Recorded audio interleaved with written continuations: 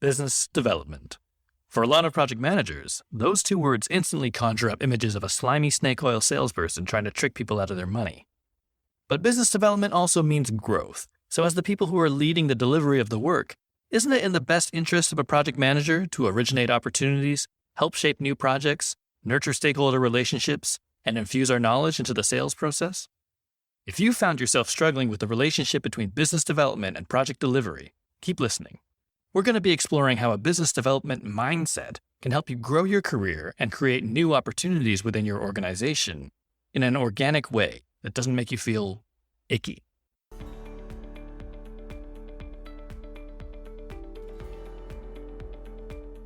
Hey folks, thanks for tuning in. My name is Galen Low with the Digital Project Manager. We are a community of digital professionals on a mission to help each other get skilled, get confident, and get connected so that we can amplify the value of project management in a digital world. If you want to hear more about that, head over to thedigitalprojectmanager.com. Today, we're going to be exploring the relationship between project management and business development to answer the controversial question, should business development be part of a project manager's remit? With me today is Christian Banach, an agency veteran and fierce entrepreneur who grew his own agency into 7-figure revenue and now helps advertising agencies land 6- and 7-figure deals predictably. Christian, great to have you on the show.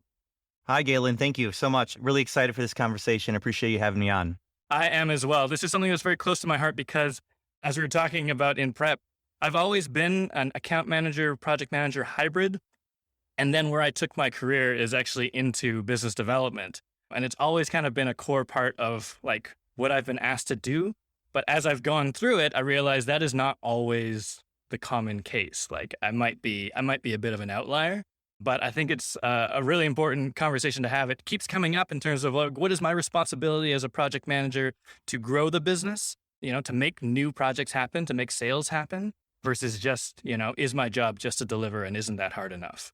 But before we get into that, just reading up on you, you've got a really interesting backstory. And I'm wondering, could you tell our listeners a bit about what drew you into the advertising agency world and what led you to create your own consultancy?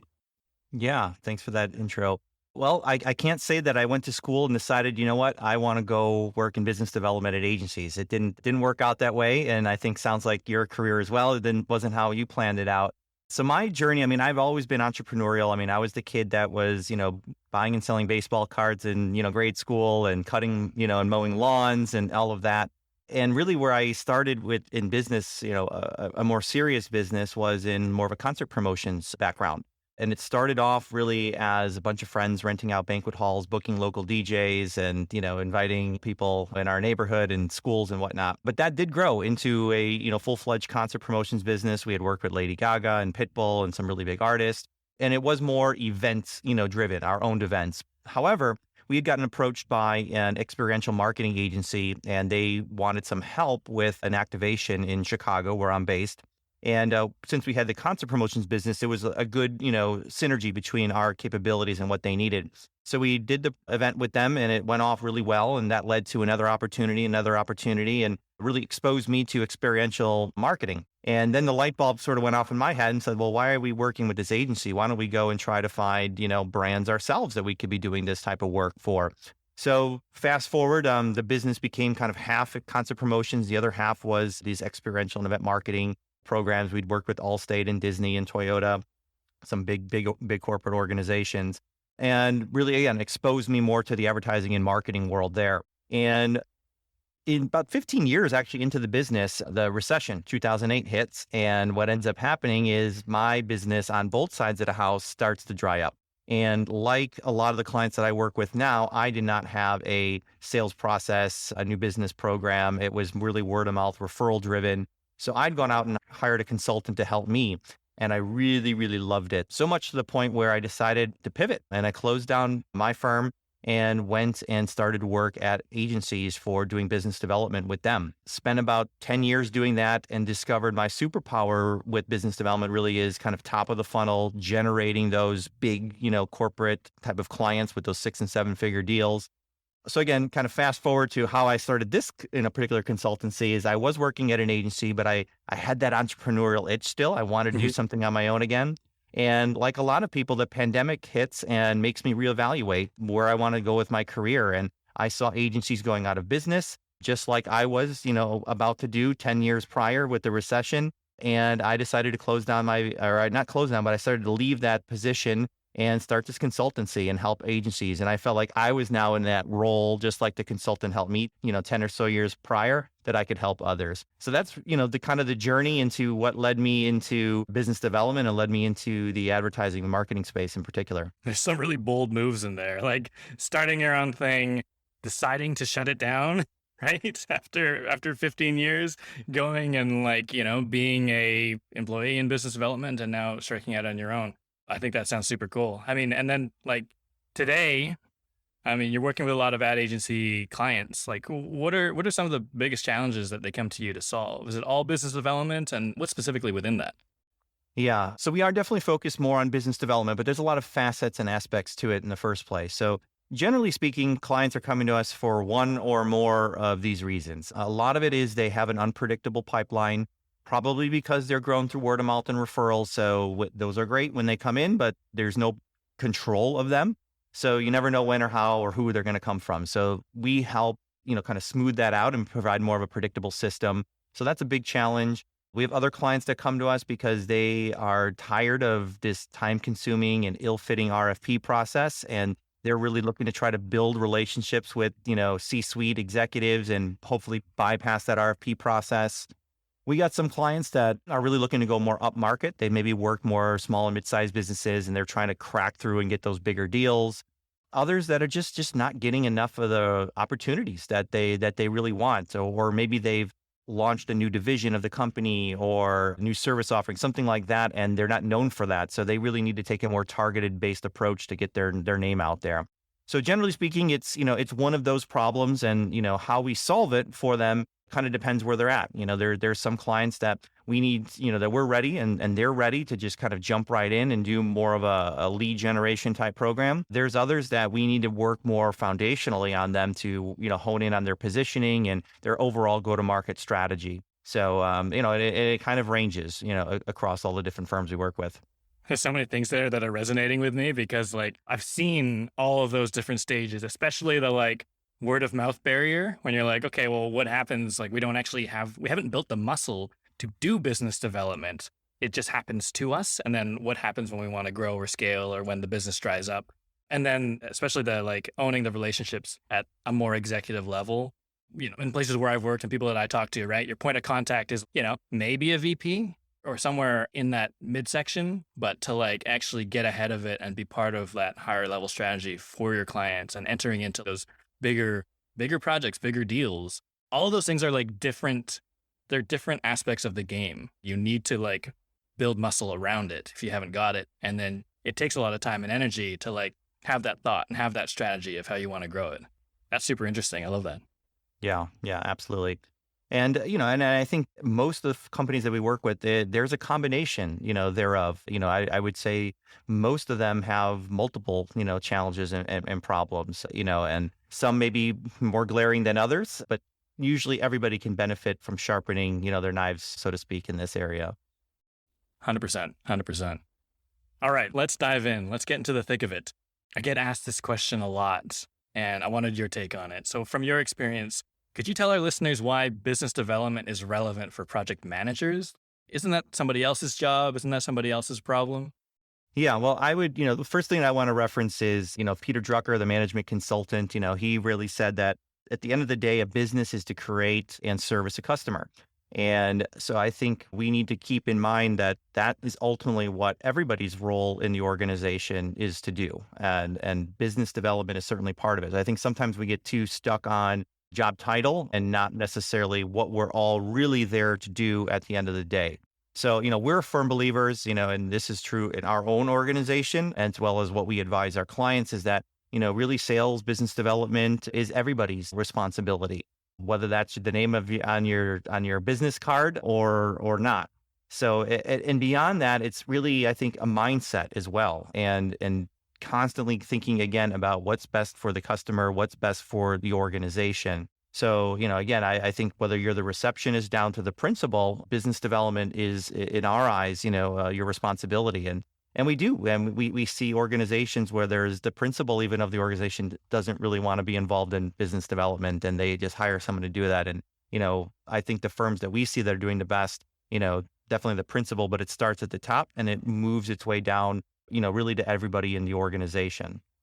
I love that notion also, even just because, arguably it cuts both ways. On the one hand, I talk to a lot of teams and they're like, oh, we just do the work, right? We just do the work and, we're interfacing with the client as we do the work. And I'm like, that's the reason why business development is so important in that role, especially for project managers where, not every project manager is like as client facing as an account manager per se, but every interaction and their closeness to the work and how they're delivering value, like, is something that can be just packaged a little bit into something that is really clear value that's going to lead to a better relationship with that client and, conceivably new projects down the road.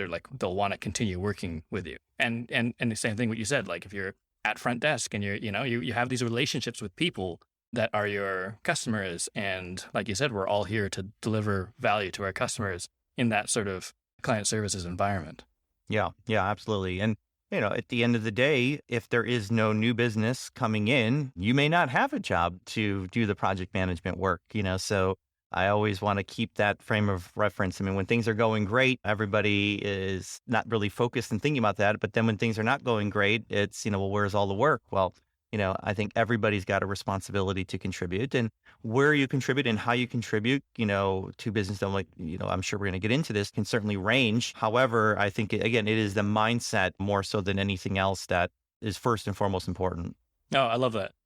And I guess, for the folks who are like, yeah, but my job's already busy enough. It's hard enough.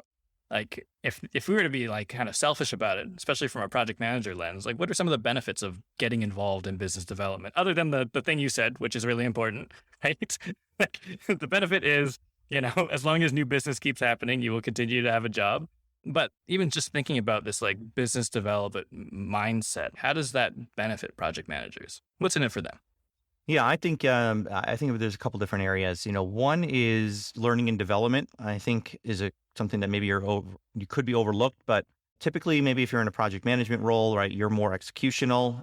Here's the SOW, and you go out and you help implement it on behalf of the client. When you're working more on business development, you're helping shape what the scope of that project is, and you're involved in thinking through what the strategy is going to be and why are we doing what we're doing. So I think you have a different type of seat at the table than you do, when you're just executing at the project management level. So again, which kind of blends into the next one, but it's really for career advancement too. The more you get to know and work on that side of the business as well as the executional side of the business, you're going to grow in the role and grow within the organization as well. So, you become a much more valuable piece to the team that you've now got this, this mindset. And I think it also makes you a better project manager, right? Because you can help shape what those engagements potentially could look like, which then will make those engagements better and easier for you to implement. So I think it kind of goes both ways. You can help the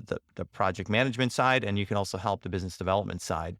I think too, depending on what your BD team looks like and who you're targeting and all of that, it could potentially lead to more interesting work, and it could lead to bigger clients. I'm assuming then that your organization is trying to level up and work with, bigger clients and work on some more interesting types of projects. So if you're involved in that and you can bring your perspective and your efforts, to landing that, again, it would obviously help the organization, but also helps you. Who knows if you help close Apple or Nike or some, really interesting project, or, it doesn't have to be to that scale. It's certainly, again, it can bring some more interesting work to the table. I love that. And I love that sort of mindset and perspective on like the business, right? Which it kind of, like you said, it's like it goes both ways in the sense that, yeah, you can filter up some of the things that you're doing in the sort of executional realm because there's innovation happening all the time. There's new methods. There's just, things that team is learning that they can feed into the business development process. And then, yeah, just the other way, we're huge. The digital project manager, we're big on this notion of like casting a vision for your team. You're leading a team of people, and the better you understand that vision, the better you can cast it. And if you're involved in shaping that, then A, I mean, everyone I've talked to in a project management role or who has delivered a project has had that moment where they inherited this project and then they're like, I can't deliver this. Who thought of this? So I love having them that sort of involvement in shaping and then using it to help be part of creating that vision so that you can do more interesting work. From the other side of it, I've talked with a lot of organizations, especially agencies, who are like a little bit hesitant. They don't really want to get project managers involved in business development. And I think some of the reasons for that would be, well, I need them focused on delivering. Like I can't have them take their eye off the ball to get involved with business development. That's why I have a sales team. That's why I have account managers. But in some ways, I feel like there might be something that they're missing out on there. So from an organizational perspective, like if for some of your clients who are like, yeah, I don't think PMs should get involved in business development, what are they missing out on? Yeah, I think you touched on this a little bit earlier, but they're missing out on the perspective that they have being on the front lines and actually doing the work. I think sometimes those folks in the sales and biz dev roles, they might be a little disconnected for what is realistic, what is from a timeline standpoint, a results, standpoint, because they're not in it day to day. And things are changing and things are evolving all the time. And the project manager who's on the front lines really has that ability to know what's kind of current and real and provide that perspective back to the BD team. So I think that's, a huge one right there. I would say another huge one is, again, every organization is a little different. Relationships are different, but oftentimes the project manager is working with the client on a day-to-day basis, right? And they have a relationship that they're building up. And if you're properly kind of nurturing those relationships then you're able to potentially leverage them to help grow those accounts. And it could be everything from just the project manager just being a good listener and hearing and identifying what potential opportunities could be and reporting back, to the BD team on what some opportunities may be. It could be them, taking more of an account direction type of role and actually now proactively hearing what the client's saying and then providing some insight using that relationship that they've built into, here are some ideas, and being kind of a conduit to start those conversations going. So there's a lot of these kind of conversations and things happening, and if you're not having your project managers involved in new business at all, you're missing out on these types of communications and these types of insights that they could be helping with. I love that word conduit. Like I think it like sums it up perfectly because, project managers, like we're pretty close to the work and there's no way that all of that knowledge of how work is getting done can filter up to the business development process or sales process or even up to account managers. Like they're not as close to it. And some of those things are the compelling things for clients in terms of, oh, wow, that's really interesting that that's the way you work and this is the way you deliver results and this is how we measure success. And I think a lot of people, when I talk to them about it, and as individuals, they're like, I don't want to do sales. That's like slimy, right? I'm going to have to like put on my sales suit and be like, peddling watches out of my jacket. You know what I mean? And it's like, it doesn't have to be that. Like just being valuable and likable is a great reason for a client to continue working with an organization because they like the people, they like the team, they like the way things work. Like that is also business development. And arguably from the other side, right? It's like, no, as an organization, you don't need to like make project managers part of your sales team and train them as salespeople and use them as the sharp tip of the spear. They're like actually another channel to keep work and business coming through by virtue of the fact that they're just delivering value, delivering great work that people want to work with. Yeah, and something that's oftentimes overlooked as well is a lot of times in the new business process, a client will ask, hey, I want to see who's going to be the team that's going to be working with me day to day. And if you're involving your PMs in this process, they're going to seamlessly be able to go to that conversation and be able to speak, to the client. However, if you're not involving them and then you get this type of request and now you're asking someone to do something they've never done before, you're putting yourself in a vulnerable position on whether or not they're going to be able to provide what the client is ultimately looking for, that confidence that that this individual and this team, is going to be able to deliver on whatever's been promised. So, that comes up a lot in the work that we do as well. So I think, there's a kind of a short-term and a long-term benefit from this as well. I think it's huge, especially when you're talking about like 6 and 7 figure deals. That question, like, I want to meet the team. Like, what's this going to be like? Can you paint a picture of how this project is going to go? Is so important. It's not like at a smaller scale, it might not matter as much. But if you're going to be working with a group of people for potentially a year, maybe more than a year, or on something that's just so high visibility and so high risk and such a high value that, yeah, you do want to trust that. And of course, you and I both know in the agency world, it's very difficult to guarantee that the people in the room are going to be the people who are going to work with them. But again, like you said, the conduit aspect, please paint a picture for me of how this project is going to go, is a really valid question for a client who's going to spend that much money with you. And having that conduit of someone who can be like, hey, here's some of the good work that we do and our methods and why that's important for you in terms of how this project is going to go and why it's going to be successful. That's kind of like that's the trick.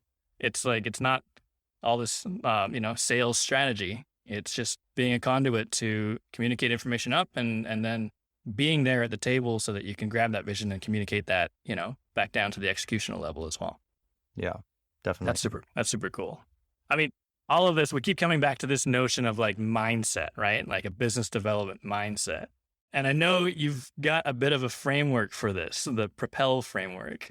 I'm just wondering, could you tell us a bit about your Propel framework and what it means for folks in like a project management role? Yeah, great. Yeah. So Propel is a framework that we've developed. It actually started, I mentioned earlier, that consultant that I hired, and this is where it started to form. And I've really, tweaked it and evolved it over the last 10 to 15 years now. And it's been a really great, repeatable type of process. And I'll tell you kind of real high level, like what it is. So it is an acronym, Propel. The P of Propel is pivotal problem, and it's really understanding the client's pain points first and foremost. The R of Propel is what we call right to an audience. So really understanding, who the right clients are for this, who the right people within these organizations are that might be experiencing that problem. Then we have O, which I think is very critical, which is offer value. So, and we can unpack this a little bit further, but it's really like, instead of making it about you and what you want, it's about understanding, again, that problem the prospect's experiencing, and then how can you offer value or insights into how they could solve that problem. And then the PEL of Propel is a little more tactical, but the first P is professional persistence. And it's really, about understanding that people are busy. And if you don't hear back from you right away, like you have to have a sequence of, follow-up type activities in order to stay, but do so very professionally, being persistent, but professional. The E is being engaging in your communications, whether that be net new prospects or you're going organically, and really being cognizant of, how people communicate these days. They don't want to read a 500, word email. How do you say and just get right to the point with things? And then L is more of our launching and optimizing is part of Propel. And that's really more about, as you, move forward with these activities, evaluating what's working, what's not working, and then optimizing it as you go. I really love that because, it's very customer centric, isn't it? It's like, it's an empathetic approach that is not, I think anyone who's like done sales training, maybe, within the past 2 decades, like there's always that aspect of like, I don't know, just that sliminess, that greasiness that people have an aversion to. But all of this is kind of just like good empathetic communication to help somebody solve a problem that they have. When we're talking about having a business development mindset, it's not like, okay, well, you're wearing all these hats and one of the hats is to like go and pound pavement and sell. It's actually just woven in to the way you conduct yourself. What I love about the framework is that it's not go learn a whole bunch of new skills. It's like hone some of the skills that you have and package them together. See them as a package, because that's what's going to be compelling and be engaging and deliver value to, frankly, anyone you talk to. And we're talking about business development, but a lot of this stuff, I'm like, yeah, like professional persistence is something that I think a lot of our listeners will be like, oh yeah, I should get good at that, because also sometimes we're following up on tasks. Sometimes we're, following up with our leadership team or other project managers. And yeah, there's a lot here. Can we dive in deeper? Yeah, let's do that. I think, let's start from the beginning. And I think, like you said, when you're talking about the mindset, and why this pivotal problem is such a key component to that. And And it's that customer centric mindset, right? So you're always considering first and foremost, people don't come to your agency, let's say your web development agency, they don't come because they need a website.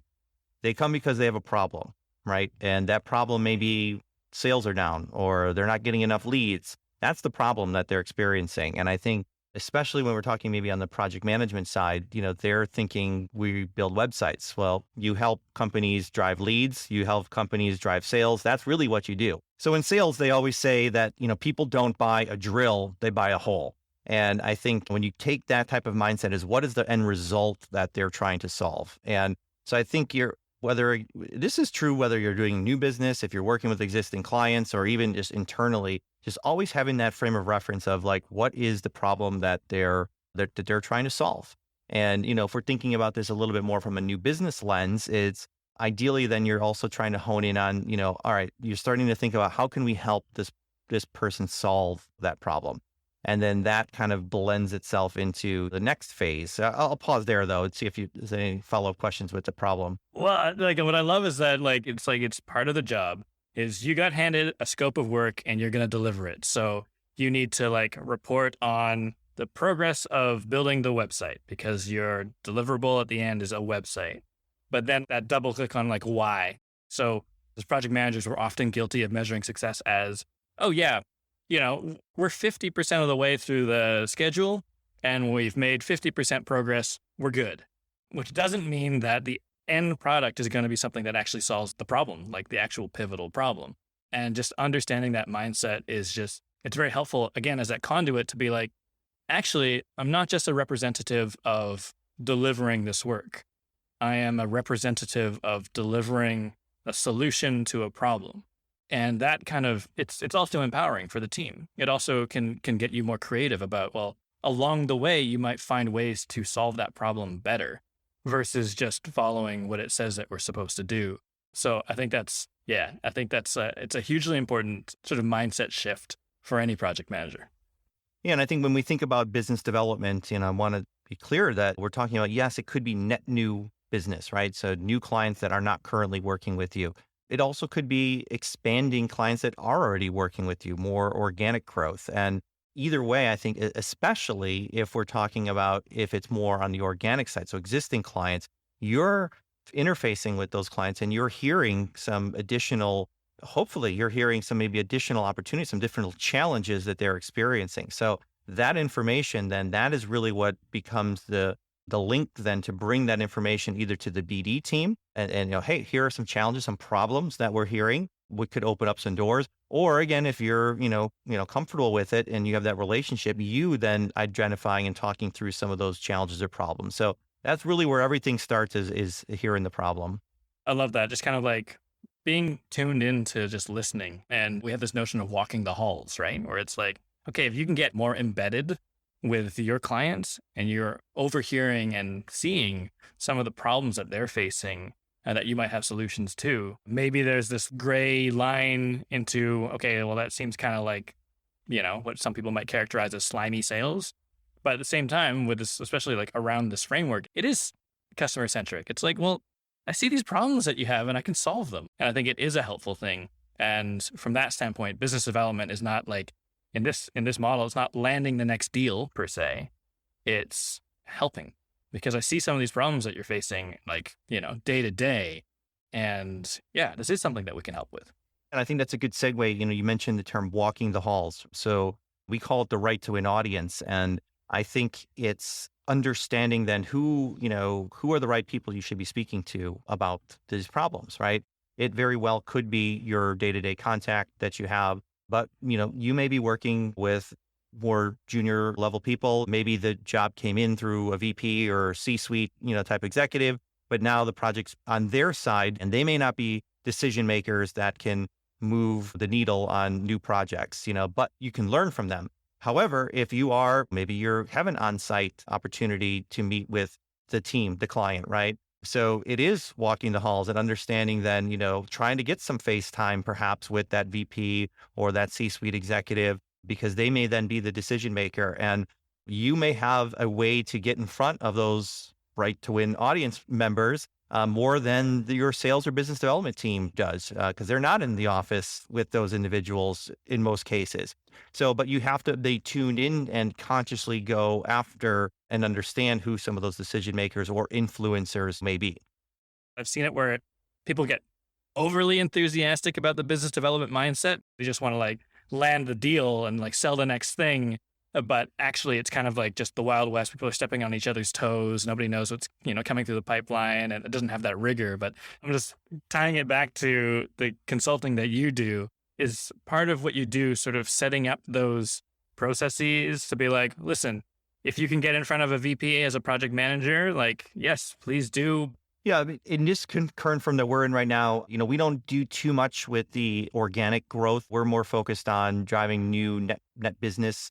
We sometimes will, however, help companies because we do work with some very, companies that are working with very large companies. So they might be working with Procter and Gamble, for example, but they're doing business with one small division of Procter Gamble, whatever that brand might happen to be. Well, there are a whole lot of other brands within that. So how do we all talk together? So we're leveraging that relationship we might have with a certain brand of Procter and Gamble to try to help us get our foot in the door with other brands and divisions within a big company like Procter and Gamble. So in that regard, we do kind of help some of our clients just figure out what the strategy would be to start some of those conversations. How do we get everybody talking? What type of relationships can we leverage? What insights might we have about the organization and the account?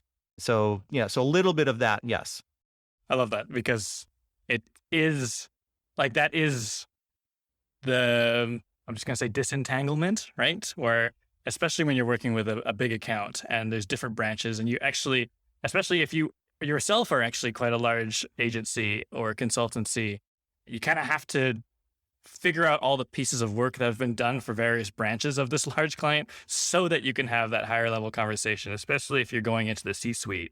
You want to be able to say, you don't want to get caught off guard and be like, oh, but that project over there, that didn't go well. Don't you remember? Didn't you know that? Right? Like, but that was like this other branch. And like you said at the beginning, right? Like if someone, especially in a project manager role, you're close enough to the work, you are that conduit and you can add value. And likewise, as an organization, you should be asking your project manager, how did that project go? What are some of the pain points? Like what are some of the things that went really well that I can incorporate into this conversation? And what are some things that we should be wary of based on your experience day to day with this client? Yeah, absolutely. Yeah, I would say the other, when we talk about the O of Propel offering value, I think you had mentioned something earlier that made me think about this, but I think for those that are not in sales and biz dev roles, there is a notion of the slimy used car salesperson, right? And I get it, right? I think I've been in roles when I was younger where, it was kind of that type of mentality and you do feel icky about things. But I do think what we do is different than that. And the approach that we try to take about offering value, I think that's like the first step. We're not trying to sell anybody anything, right? We're trying to help them. We come from a position. So whether that be more top of the funnel, trying to generate some new opportunities, it's not, we don't advise our clients to call up prospects and say, hey, we just want to get 15 minutes on your calendar, tell you all about us. There's nothing in it for the prospect, right? So we really advise more about, again, understanding those problems and then coming to them with some insight. Hey, we think you're having this problem. We have some unique perspectives on this. We'd love to sit down and share them with you. It's a very different conversation doing it that way versus, again, just a sales pitch that you're trying to do. So I think from the top of the funnel, that's one thing. And even, when you're talking about project managers that might be working day to day with prospects or not prospects, but with clients, having that same type of mindset, like you're not trying to sell them anything. You're trying to enable them to, with information, with insights, with a new perspective about something. And I think just sharing that and thinking about that is very key and not being so attached then to the sale either. You're just here to help. If they want to take it and they want to go with it, great. If they don't, they don't. And that's fine. But I think like when you're like, oh, I had a quota and I have to do this, like it does, like you start pushing yourself maybe to places that you don't feel comfortable with. But if you come from a mindset of I'm here to help build relationships and provide perspective and be helpful and add value, it's a very just different mindset. And I think trying to adopt that, especially for those that are in sales roles, is to start to think about it that way, I think makes this all more easy and fulfilling in many ways because, you your idea may actually help this agency or this company that you're dealing with achieve some goals that they might have not reached if it wasn't for you. I love that. I want to return to something you said because I've seen both things happen together in the same organization where, yes, please go and be helpful and offer value. You're not a salesperson, but also there's this kind of unspoken quota of if you land $3 million this year, you're probably going to go up the ladder next year. Like, what do you recommend that? How does this fit into the framework? Like, should it be that you are being helpful and organically offering value and it might be part of your job and your quota, or is part of the purity of it that it's not? Yeah. There's a lot of chat on how these folks should be compensated. I still do believe I want someone that's still motivated to, to get out there and have these conversations because it's grueling. It can be challenging and tough. So there has to be some incentive, I still believe, for it. However, I think the best way around it is to just have a full pipeline so you're not desperate. I think when you're desperate because you have no leads, then you do start getting pushed into that area where maybe you're not comfortable in and it is more about the sale. But if you've done your homework and you do and execute more of a proactive type program and you have you're not relying on those word of mouth referrals, you're not relying on an inbound RFP, you can be selective in the types of companies that you work with, the projects that you take on. And it's a much better position for you to turn down business because it doesn't fit what you want for whatever that reason happens to be, versus you being so desperate that you're just going out there and begging people for work. I mean, it's two totally different things. And you can solve it, again, by having a more proactive based type of approach. Yeah, I love that. And actually, like as you're saying that, I'm thinking through some of the organizations I've worked for, where like not in a, this sounds mean, but not in a mean way, like tiering your accounts, where it's like, okay, well, like this account is the big Procter and Gamble account, or is the big Nike account, and that's where we do want to incentivize walking the halls because there's more work that we want to do with these folks. Versus maybe there's a tier two where it doesn't necessarily make sense for us to invest so much time, trying to win work. Maybe it's a client where they have like every agency and consultancy you can think of working in different parts of their pie.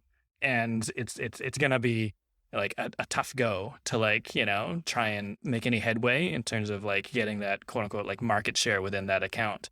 In other words, yeah, maybe not every account is the one that needs to have a really focused strategy on, offering value and then incentivizing that as business development. Some might just be helpful if you can, but otherwise just deliver great work because that also sells itself. You mentioned the grueling nature of it, and I think that probably ties into the next P, which I think was professional persistence.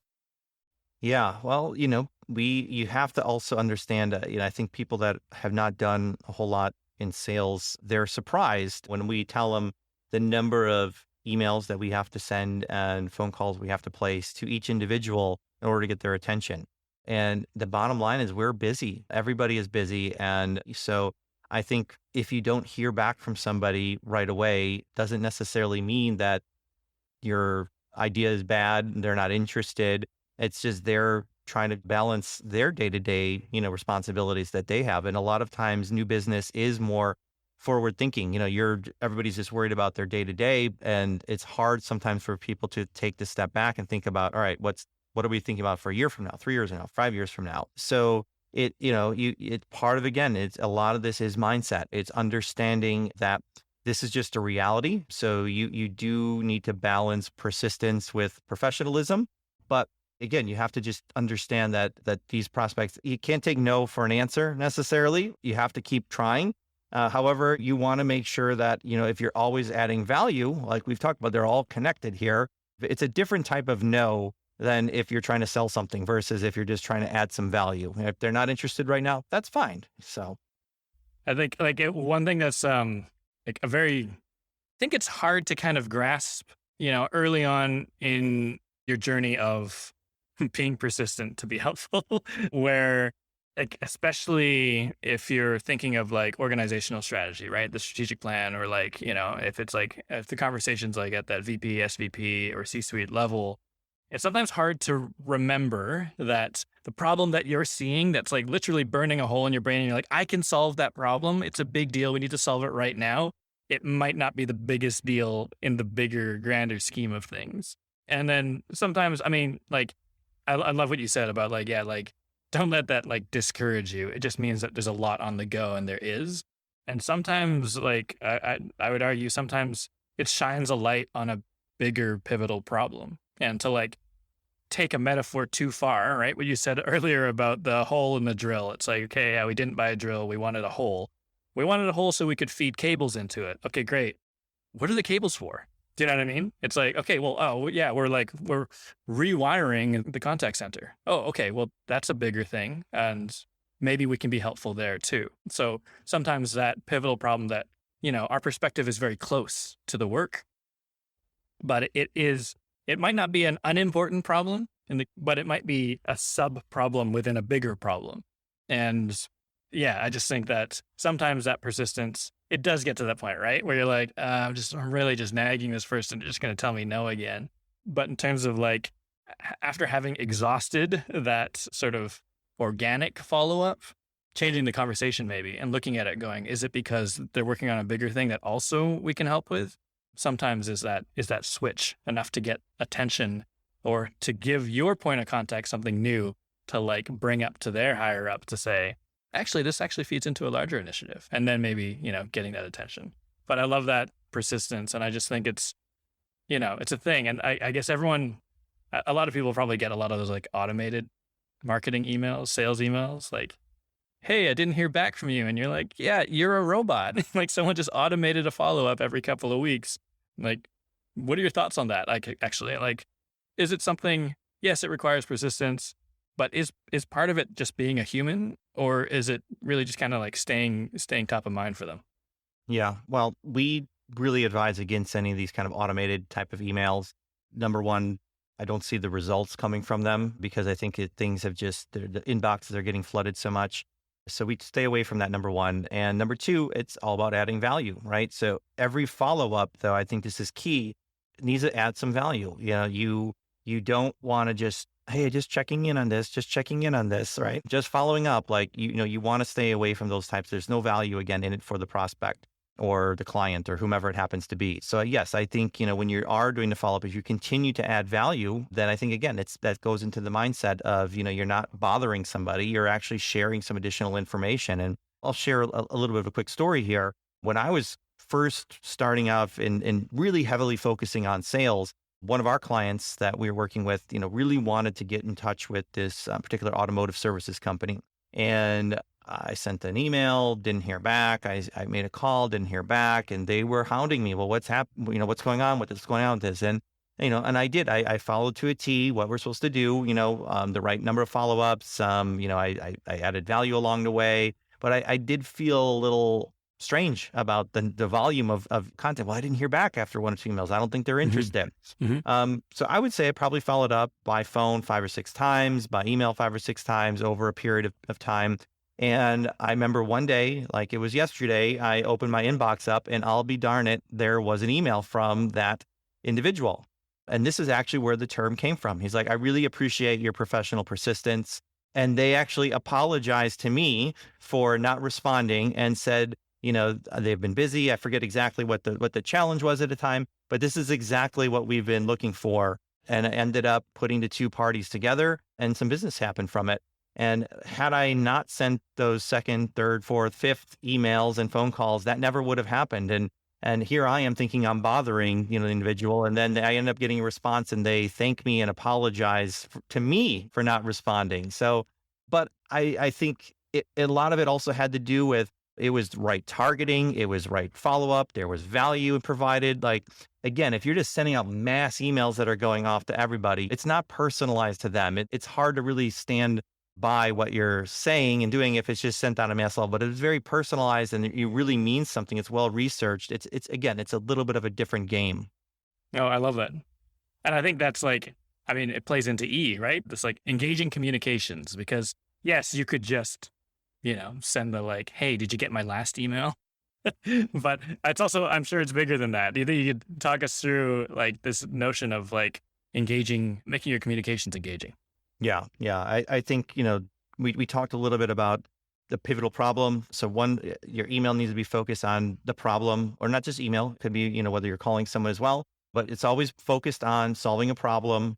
It's personalized. That's another part of being engaging. So that's staying away again from those automated type emails or those just checking in kind of generic emails.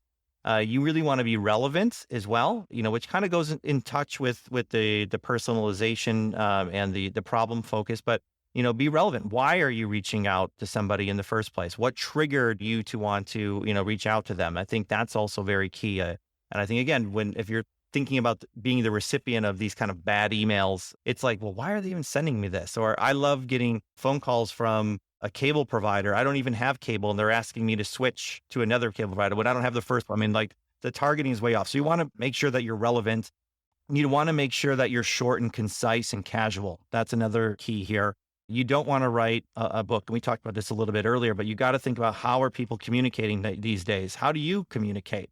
You're probably reading email on a phone. You're running from meeting to meeting. So you want to make it easy as possible for someone to digest your messaging. You're also not writing, a college thesis paper either. You've got to stay away from the jargon, make it short, casual. There's actually research out there that shows that the emails that are written at a third grade level actually get the best responses. So, you don't always have to write the third grade, but stay away from, anything that's too jargony or too long as sentences. Make it easy, make it a good experience for the person that's receiving it. And then, another area that we think of with engaging messaging is around the call to action. First and foremost, have a call to action in your message. Like, what do you make it easy for them? What do you want them to do from this message? So if you're talking more on a prospecting side, something maybe, hey, is this a problem that you're experiencing? Am I on the right track here? So you're trying to elicit a response from them. If you're working maybe with an existing client, again, make sure that it's clear what the next action is you want to do. I can't tell you how many times I see an email, they send some good information, but then there's no call to action and the prospect doesn't, or the client doesn't know what to do with it. And they just put it in their inbox and it just sits there. So Right. make sure that you have a call to action into it. And you kind of combined all of those principles, those elements together, and it'll lead to much more engaging messaging that will yield better responses back. I like that it ties into like, propel, like as a word, right? Like, just like we need to like move things forward. The thing is to move things forward.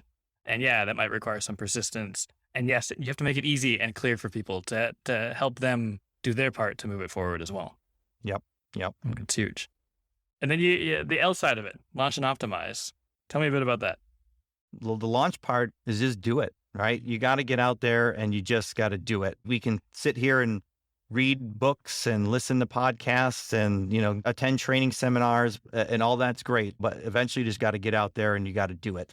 And that's where you're going to learn the best. And the optimized part is just that, continuously looking at what's working, what's not working, and identifying areas then that you can improve on.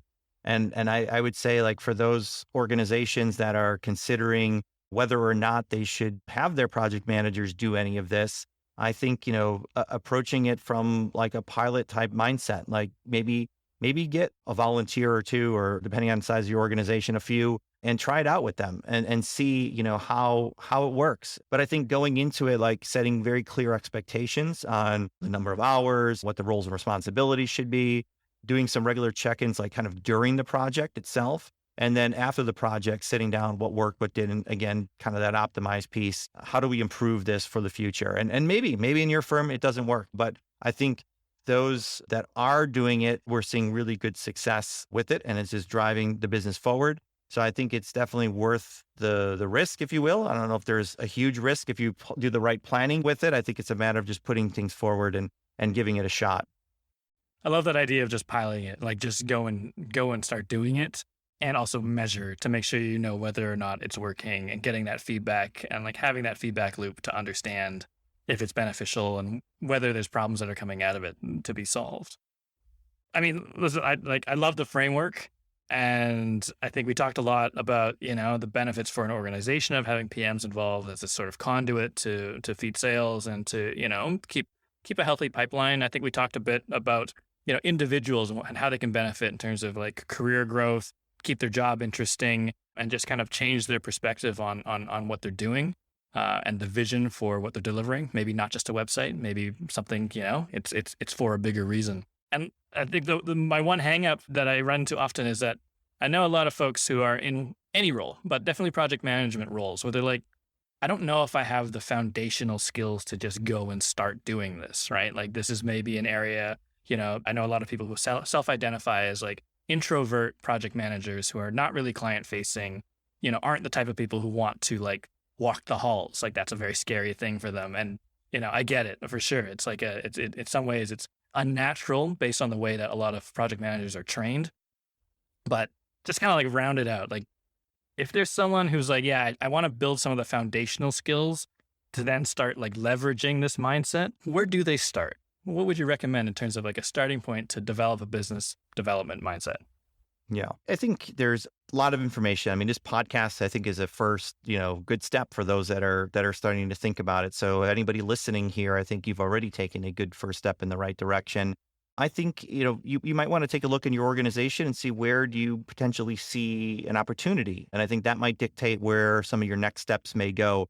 Are you talking about more frontline type sales where you're going to help drive new business leads? If that's the case, then I think you can focus on, looking into prospecting and outbound sales and learning some skills there. There's so many different resources, books, podcasts, things like that you could follow up on. So that might be one avenue to look at. If you're thinking more on terms of maybe helping close the business and how you can be involved in the RFP process. And again, maybe you're not the extrovert that is going to sit down with the C-suite executive, but it doesn't mean you can't help an RFP and crafting responses and providing insights to the team. I can tell you, most business development teams are very stretched, very thin, and they would welcome anybody to come in and help them, develop and pitch and close the business. So that might be something that's more interesting to you. And again, there's resources you could go for that. Or maybe, you're more, again, working with the clients and you think you can help expand existing business. And if that's the case, then again, you can focus in on certain areas. So I think it's kind of understanding, where there might be a need in the organization and where your strengths and weaknesses may be and your interest may be, and then trying to follow that path rather than trying to boil the ocean, because business development it's a wide ranging thing. It encompasses a lot of things. And if that's not your full-time job, it's going to be tough for you to take it all on. So, just focus in on one area and see where it goes. I love that. I love that sort of curiosity aspect because, I'm in a way like relieved that, and your answer wasn't, oh yeah, like you got to like do all the training that a sales team does, or you got to read this textbook or take this course. Like a lot of it is that curiosity. And what resonated with me is that in a lot of places I worked, there is this sort of wall almost, and if not even like an adversarial relationship between the sales and business development team and the project management team, or the account management team and the project management team, where like some of their goals are a bit at odds. And sometimes it's just because that empathy hasn't been built both ways of like understanding, like you said, business development team, probably spread pretty thin, probably under a lot of pressure, probably could use some help. And likewise, not understanding that like project managers also might be able to help. And so like that sort of conversation of how can I help and exploring that. And just like you said earlier with the launch and optimize, like give it a go. And if you can find an opportunity to get started, see how it goes and then take it from there. I really like that. If people want to learn more about this Propel framework, to learn more about your consultancy, to learn more about you, where can they go? Yeah, I would say the best place to go would be our website, christianbanach.com. We have a lot of resources on there. If you're, again, curious of exploring about business development, blogs, webinars, we have a newsletter that comes out that you could sign up to. So that would be a great place to kind of dip your toe in the water and further explore this. I'm also on LinkedIn. You can look me up, Christian Banach. Happy to answer any questions. If you want to email me directly on there, happy to provide my perspective if you're considering getting more involved in biz dev. Awesome. I will add those links into the show notes below for anyone listening. Christian, this has been such a value-packed conversation. Thank you for taking us through this framework. Thank you for all your thoughts and sharing your experience about business development in general, but just even from that project management lens, I just don't think it gets talked about enough. So thank you again for sharing your perspective today. Absolutely, Galen. This has been a lot of fun. I really appreciate you having me on here. So what do you think? Should project managers care about business development? Or is it just a distraction that keeps PMs from being able to focus on delivering high-quality work? Tell us a story. Have you ever inherited a project scope, budget, and timeline that was impossible to deliver? How did it make you feel? And what would you have done differently if you were involved in the sales process? Leave your thoughts in the comments below. And if you want to hone your skills as a strategic project leader, come and join our collective. Head over to thedigitalprojectmanager.com/membership to get access to a supportive community that shares knowledge, solves complex challenges, and shapes the future of our craft together. From robust templates and monthly training sessions that save you time and energy, to the peer support offered through our Slack channel, community events, and mastermind groups, being a member of our community means having over 1,000 people in your corner as you navigate your career in digital project delivery. And if you like what you heard today, please subscribe and stay in touch on thedigitalprojectmanager.com. Until next time, thanks for listening.